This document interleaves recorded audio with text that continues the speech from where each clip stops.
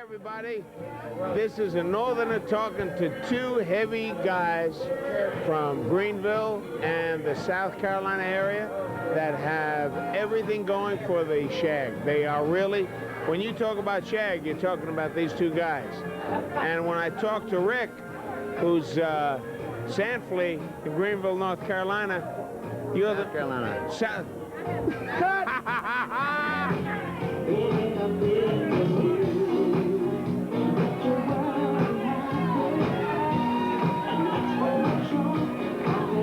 Sand Flea in Greenville, South Carolina.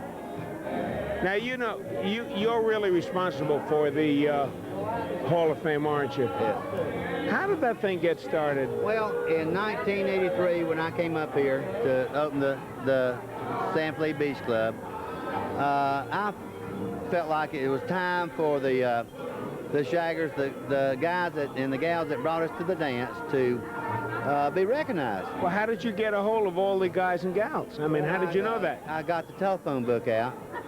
I got Jimmy Dingler and Harry Driver and Gene Allen Ferguson and the folks that I knew some of them. I didn't know all of them. You got the right ones right there. You know that, don't you? I know that. We got all these people together, and I asked them to meet me in Charlotte one Monday night, Sunday night, whatever. And we sat down and organized the Beach Shaggers Hall of Fame. And we really didn't think, I didn't think, I know maybe these guys did, that it would be as successful and as popular and as great as it's been. But they came from all over the country, didn't they? They weren't only North Carolina. They were from New York. They were from California. When they were called and asked to come, everybody was there.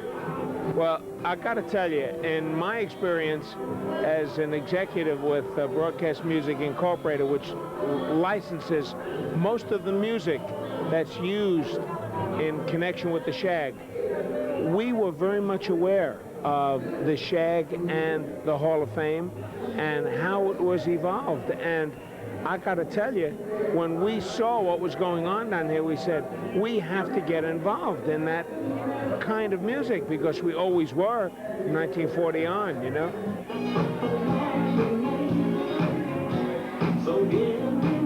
Ladies and gentlemen, I got to tell you that I'm sitting here with two guys that really are powerhouse.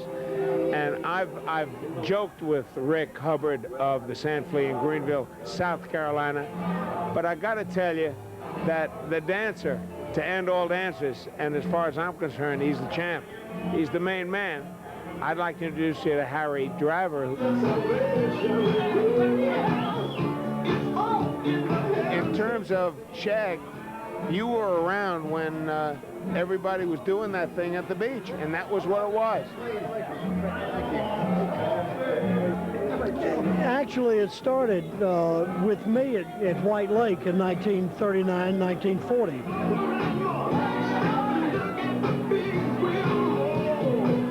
That my sister taught me to dance so that she could go and be properly introduced at a dance place. When the band started to play, you either had to have your mother with you, your younger brother, or a date.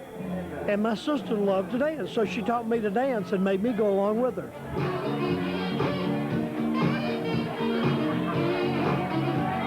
When I was a young guy in the North, we didn't have the same thing that you all had down here in Myrtle Beach and the South.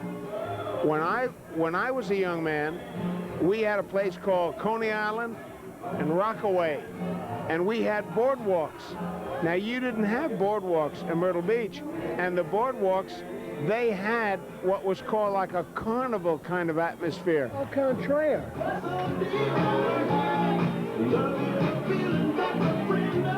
We did have a boardwalk at Carolina Beach, and it was a total ambiance that you wouldn't believe. I was never in the northern area like you were when I was a teenager. We were at Carolina Beach, and they had the bingos, they had the beer joints, And all the people from all over the world were there because of World War II in 1944, 1943. And they had little alcoves that we would go in. They had a jukebox on the concrete floor, and we call them jump joints. And that's where I learned to dance. I really learned to dance there. My daughter, I mean, not my daughter, but my sister taught me the basics in 1939 and 1940 at White Lake.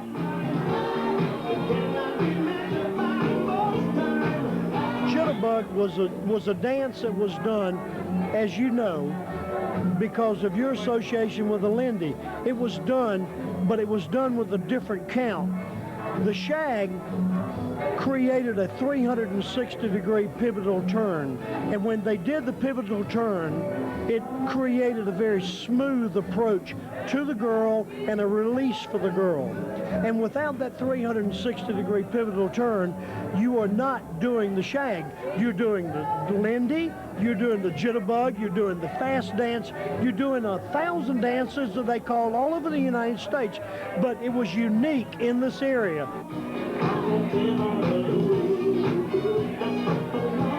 Yeah, I got to tell you, Harry, when I married Betty Kirkpatrick, the first thing she said to me was, "Do you shag?" And I said, "Are you kidding? Of course I shag." And it wasn't until I came down here that she says, "Come on, let's shag." And I got up and started to do what I thought was the shag.